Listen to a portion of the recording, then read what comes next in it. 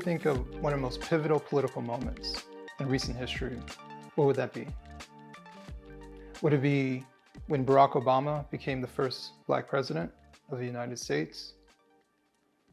Would it be the unexpected win by Donald Trump, a billionaire entrepreneur, somehow becoming the president of the United States? I mean, those are pivotal moments for sure. Probably not as high up there on the list, but I think it was pivotal for me personally, was when Joe Biden went on The Breakfast Club and spoke with Charlemagne the God and had an exchange and uttered a phrase that has stuck with me for the past 3 years. He said, and I'm paraphrasing, "If you don't know if you should vote for me, then you ain't Black." Why does that moment stick out to me? Why does that moment stick in my head? It's because Joe Biden had a moment of honesty. See, politicians lie all the time. They say things that they think you want to hear. But I didn't get that from him in that moment. I didn't get a lie. I got truth coming from Joe Biden. See, lying isn't a action that's only done by one political party. Politicians do it in general. They cater to a particular audience. They say things on a particular lean, try to gain your vote. Yet in that moment, on a primarily Black audience, which The Breakfast Club has, and speaking directly to a Black man, he said, basically, if you don't vote for me, then you ain't Black. And he had the nerve to look away and smirk. He thought he made a good one. Old Joe Biden said something that he thought was really clever and true. See, what was shocking about that moment was not just Joe Biden saying those words. What was shocking was that the response from Charlemagne was passive. Why was Charlemagne's response so passive? See, that's a question that bothers me a little bit. And he said in interviews, to be fair, that he was just focused on getting Joe Biden to answer his question that he was asking. But is that a good enough excuse? I mean, doesn't that seem kind of weird? Like, in a post-George Floyd world, we're supposed to say that where racial tensions are high and anything publicly racially ambiguous, that any little thing that might seem like it's racially insensitive gets blown out of proportion, highlighted, whatever you want to call it. And yet, that phrase just went over Charlemagne's head. Quite easily just explained away as an innocent joke, as a moment that, didn't mean anything to him, to anybody in this entire scenario. It's just explained away. And I hate to do the what if game, but I don't think that same level of grace would be given to Donald Trump. Never mind, forget that. Let's not play that game. But Joe Biden did say that. Joe Biden said, essentially, if you don't vote for him, then you ain't Black. And from an optics standpoint, in a post-George Floyd world, an old white man told a young Black man that your identity could be wiped away by not voting for him. And he thought it was funny. I find the entire situation very interesting. Not really upsetting, but interesting. I find it interesting that Joe Biden said it. I find it interesting that Charlemagne, a black man, someone who talks about race issues, brings up race often, just sat back and just let that one slide. And even afterwards, all right, maybe in the moment he wanted to answer that, he wanted to get Joe Biden to answer that question. But even later, no. See, something seems weird about that. Because it brings me back to the ultimate question. The ultimate question is, why was Joe Biden comfortable saying that? See, that's the ultimate question. Why was Joe Biden, an old white guy, in a post-George Floyd world, on a black network, on a black television show, able to define what black is purely by voting power? Why was that? Why was he able to get away with that? Why did he feel comfortable saying that? And the only answer I can come up with is some of us do it to ourselves. I think that's the most honest answer I could come up with. See, there is a level of expectation to adhere to some arbitrary version of blackness in American society. There's this concept of collectivism that exists, that permeates in some of the minds of Black Americans. Obviously not all, but some, enough. Enough to where it's somewhat culturally acceptable.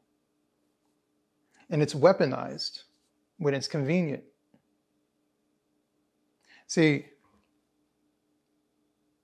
for me, I've been accused of not blacking properly. I'm guilty of blacking wrong. Multiple counts of blacking wrong, to be honest with you. And I've been measured in strange ways throughout my life of how black or not black I am. Right now, I'm speaking in a very particular way. Some might say that's not black. I don't know. Are they right? Are they right about that? I'm not sure. Maybe it's the music I listen to. See, I listen to all types of music. See, the expectation, I'm supposed to listen to hip hop and R&B and maybe like reggae, right? Because, Jamaicans are black too. So, that's passable. I'm not supposed to listen to rock music. That's white people's stuff. I'm not supposed to listen to dance music, electronic music. Maybe house, but a particular type of house. So that's when it becomes acceptable. Or is it? Is it acceptable? Is it not acceptable? I'm not sure. What about the clothes that I wear? Is this shirt white? What if I get like a particular name brand shirt? Then it would be black? Am I expected to wear a particular outfit? How about my haircut? Am I supposed to get my hair cut a certain way? See, there's a lot to think about. It's a lot to think about. How do you fit into that box that's being created by someone that you've never met? How do you fit into that? Can you fit into that? From my estimation, being black is impossible, right? Because everybody has their own version of what's black. But they all have the same expectation, don't they? It's very interesting. See, we gatekeep ourselves. But even more so, there's gatekeepers who sit at the top of the food chain. Or maybe better put, the Black Pyramid, right? They sit at the top of the Black Pyramid and they dictate culture. They dictate expectations. They dictate narratives. They dictate our interests, our political motivations. They have a lot of power. I find that interesting. Who gave them the right? Who gave them the right to dictate what I'm supposed to be interested in, what I do with my life? Who gave them that right? Who gave them that power? Because I didn't. I didn't sign a black contract giving my authority over to some black entity. I didn't do that. So it'd be different if I did, then I'd be breaking the contract, right? But there's no guidelines, there's no handbook. But even though it's so arbitrary, there's still the same expectation. An unfair expectation, but an expectation. It's like going to a job and you have 5,000 bosses. And they all expect you to do that job in slightly different ways. Is that possible to keep up with? Can you make all your bosses happy if they have 5,000 different ways for you to do your job properly? Sounds pretty impossible to me. Maybe that's the purpose. Maybe the purpose is to always keep you off balance. Maybe the purpose, excuse me. See, I'm trying to not be white.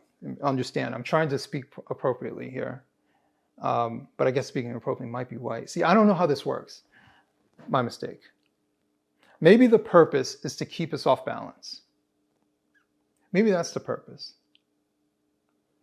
Maybe the purpose is to keep us worrying about things that ultimately don't matter.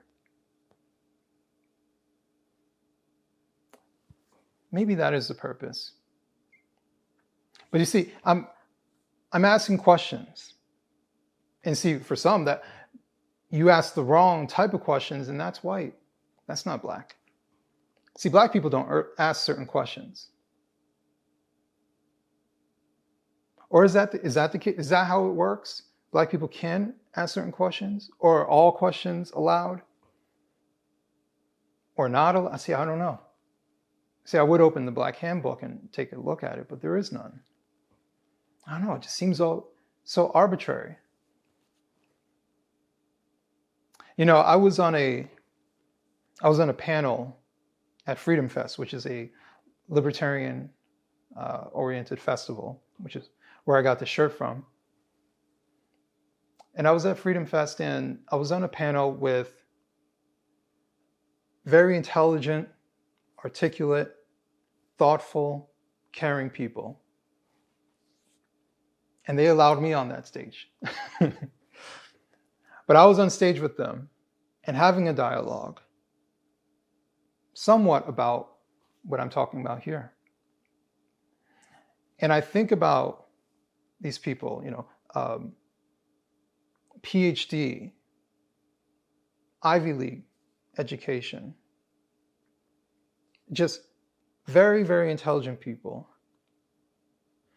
And I think about what we represent to somebody out there who might overhear the dialogue that we're having.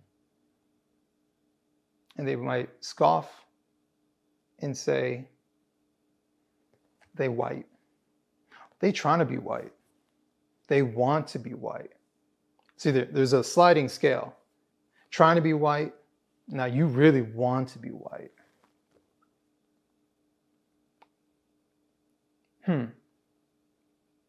See, even though we say to people, we want Black people to be accomplished, right? We want them to excel and succeed. Yet, even if you do those things, you could still be chastised and ridiculed for saying the wrong thing, for thinking the wrong thing, for wanting the wrong thing. Even more so, for thinking for yourself.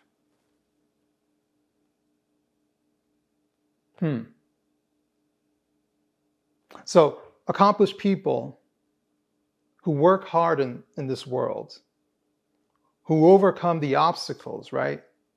Right, we have these obstacles of white supremacy and all these things, yet they still succeed. But that's not good enough. That's not good enough. See, they're still coons, right? They're coons for thinking for themselves. They're still Uncle Toms for questioning things that don't make sense. You know, it was interesting with me, you know, as a writer and writing for different publications, I've been accused of a mortal sin. Or should I say a mortal black sin, I should say. Catering to a white audience. Which is a fascinating accusation, right? So, you know, I write for, I guess you would say, right-leaning publications since everything's so polarized. I'd love to write for a more neutral or even left-leaning publication, but you know what? They won't have me. But that's besides the point. But what's interesting about the term catering to a white audience, what exactly does that mean? And how exactly am I catering to a white audience? Is it catering to a white audience by pointing out when the media uses black people? Is it catering to a white audience when the media shows black people as being weak, pitiful, and always in need of being saved by the government and other white people? Is that catering to a white audience? Is it catering to a white audience to talk about the public corruption that exists in our society? Is that catering to a white audience? Is it catering to a white audience to talk about the importance of family, the importance of fathers in all of our homes, not just black homes? Is that catering to a white audience? No. Catering to a white audience means thinking for yourself. Maybe that's what they mean. Catering to a white audience means maybe questioning things. That's what it is. Asking questions is white. Asking questions is white. Or is it? I'm not sure. See, I'm just spitballing here. I'm not exactly sure how to be black appropriately. And I think that's the point. You can never be black enough. See, the people who reign at the top of the pyramid, one is bickering and fighting. One is jousting for a position of appropriately black. They want us focused on this so we never see their pockets. They don't want us to ask why every time something racially ambiguous happens in the news, they always bring out the same black people to spread a particular narrative that is overwhelmingly false. How come they always roll out these millionaire media establishment people?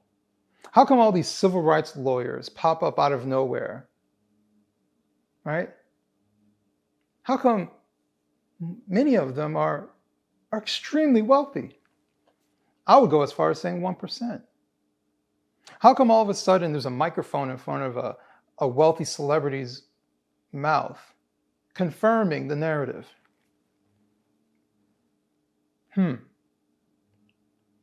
I find all that interesting.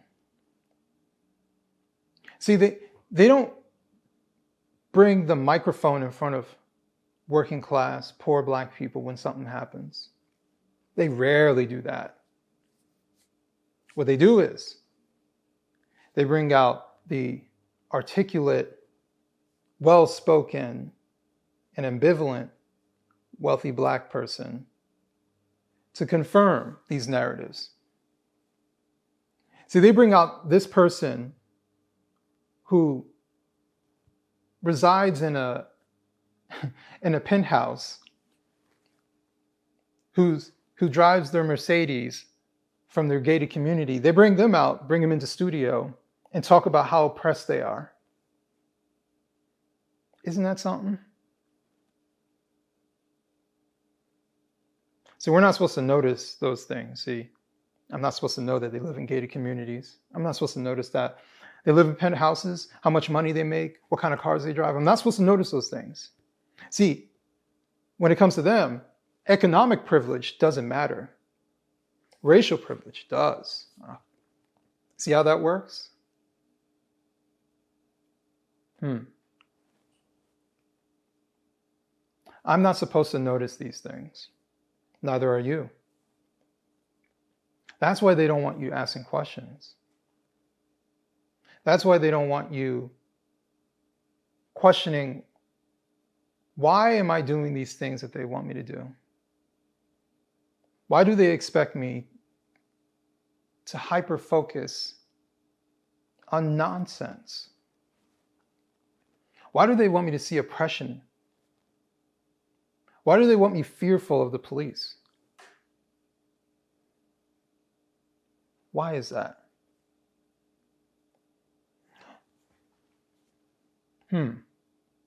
See, I don't think these people actually like Black people. You know how they say, I'm catering to a wide audience and I must hate myself, right? That's the accusation. But I don't think these upper class Black people actually care about the rest of us. Maybe not all of them, but a select amount. I don't think they actually give a shit about what we go through. When I say we, I mean regular people, regular Black people, let's just say. I don't think they give a shit about what we go through. It doesn't sound like it to me. See, these would be the same people who would write articles about how we need to teach Black boys how to do math.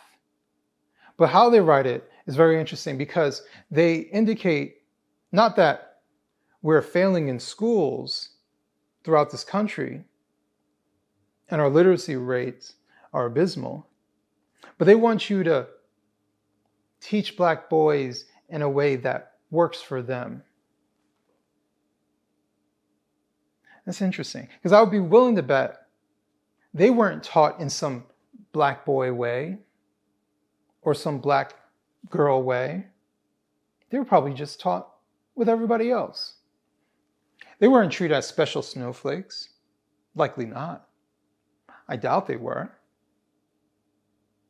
See, the way they talk about us, and when I say us, I want to be very specific. The way they talk about poor and working class Black people is like we're handicapped from birth. That's how they talk about us. Like there's a special education class to put us in that works better for us Black kids to learn. They weren't in it. No. They're the talented 10th, right? See, they're gifted. They're special. See, when you ask these people, like, hey, if there's so much oppression, how come you made it? How were you able to do it? You know what they say? I was the exception, not the rule. Oh, you were the exception. What that really means is that they were exceptional. They see themselves as exceptional and compared to me. See, I'm just an idiot, right? I barely graduated high school. I'm a poor, struggled, homeless multiple times. And they're exceptional. I'm sorry. I'm putting words in their mouth.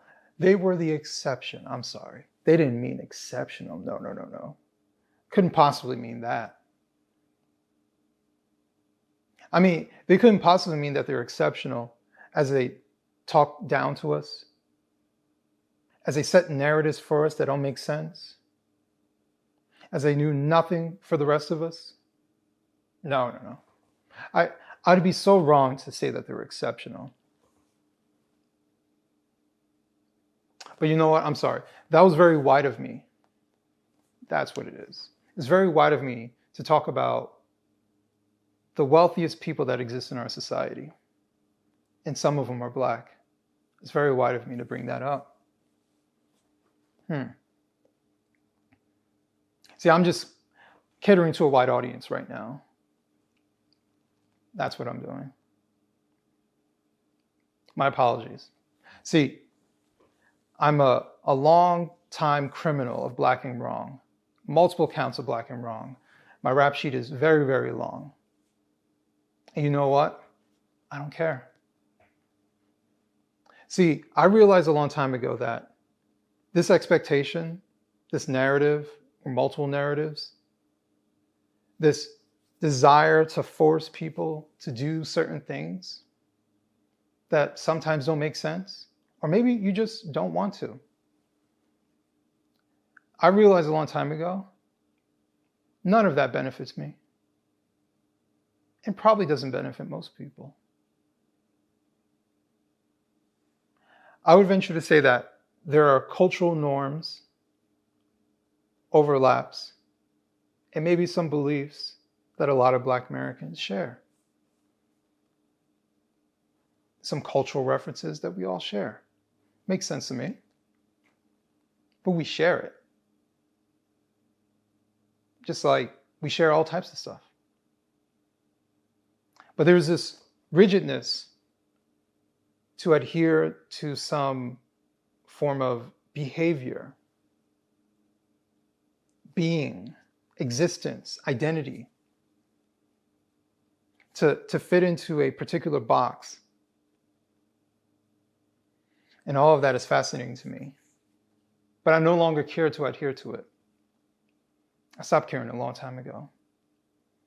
I realize the very people who try to set these narratives want to keep me weak. See, what if tomorrow there's this new expectation that's added in to solidify that box of being Black? They expect me to change what I'm doing, change how I see the world, change my motivations to adhere to that? Why? For what reason? What if that new thing doesn't actually benefit me? See, to me, that's a weakness.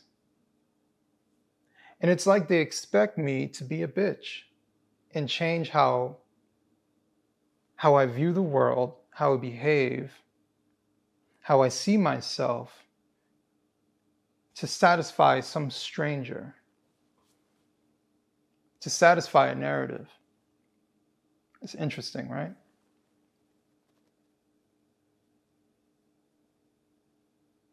Why is that the case? Power. All of this is about power. Gatekeepers, they want power. They like telling other people what to do.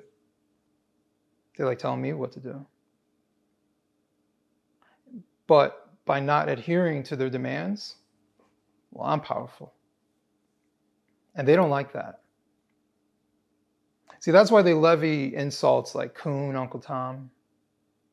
Because they don't like it that you have power. And they want to take that away from you. See, I understood a long time ago that Black is a wide scope. There is no one way to be Black.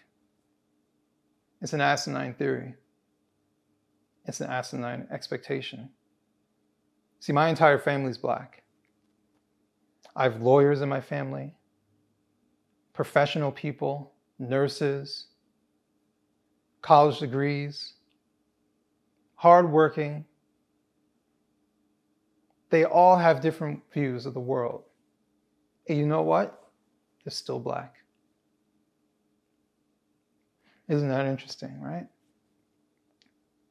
They all have different views of the world, different opinions on different topics, yet they're still Black. Very interesting, right? But if I was to choose to vote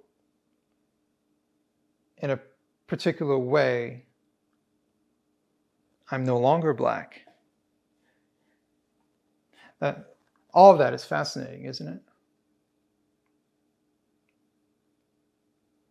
The method of control. They use our identity to control us.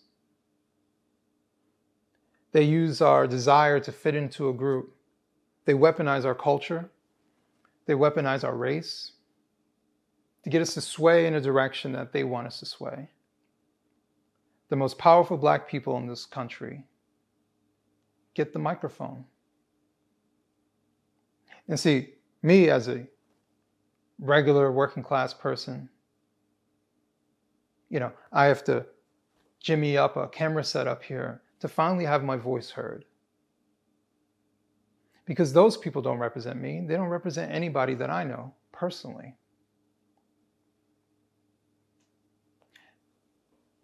They are disconnected, and they are purposefully disconnected.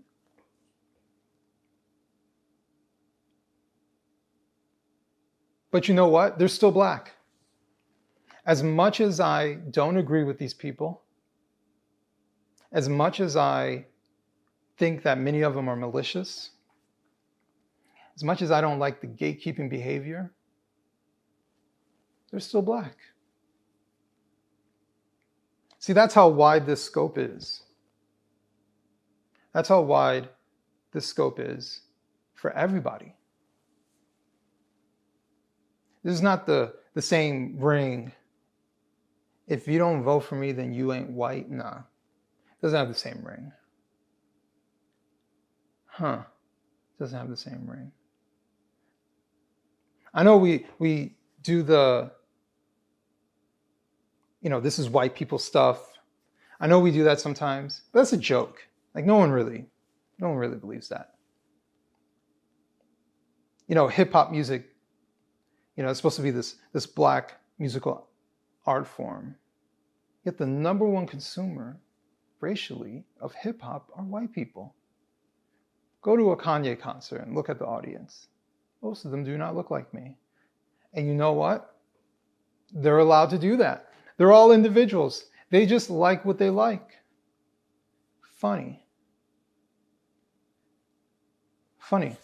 They're allowed that freedom, huh? They're allowed the freedom to like what they like, to choose whatever path they want to go on. Interesting. I was talking to my wife not too long ago about a Facebook post that she read. And she was in a Black-oriented group. And a woman asked, do Black people like this? What that means is we had a grown woman who went into an online group of strangers to find out if it's acceptable that she likes something that she likes.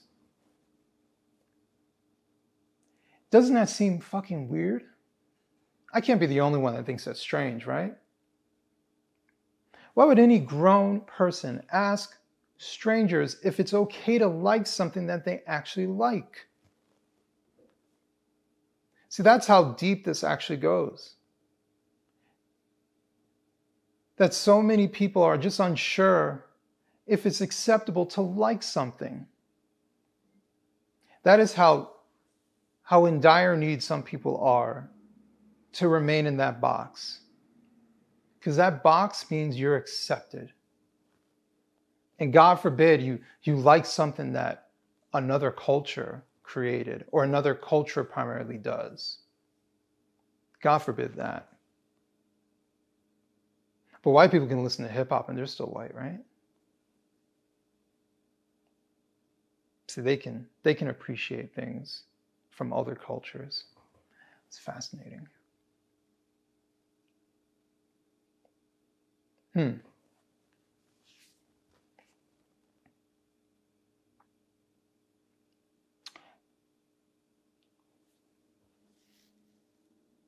I'm just thinking about how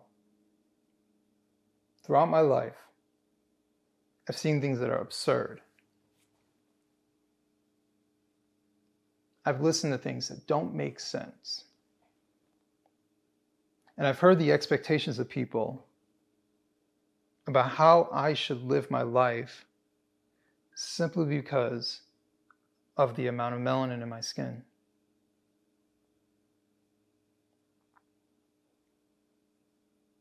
It sounds ridiculous to me, but that's what it is.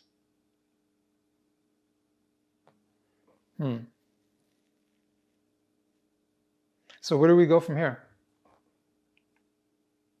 Well, simply put, don't give them your power. They have enough power. Don't give them your power. See, you be black any other damn way that you want to be black. If you want to fit in that box, perfectly fine. If you don't, that's also good.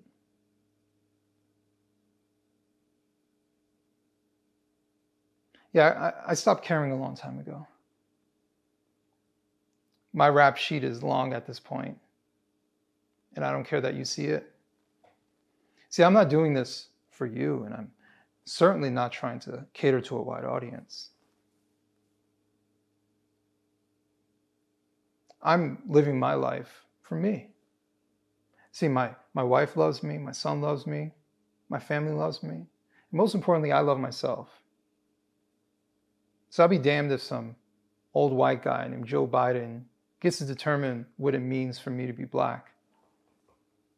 Who does he think he is? He's a politician. That's what he is. See, he's just leveraging my skin to get exactly what he wants. He's a politician. I forgot. Well, no, Joe Biden. You don't get to do that with me. Really, you shouldn't be able to do that for anybody. See, this shirt explains that I am free to say what I want, to live my life the way I want, and to vote for whoever I want. So Joe Biden, you can kiss my ass. I'm still black. I'll always be black. And I love myself.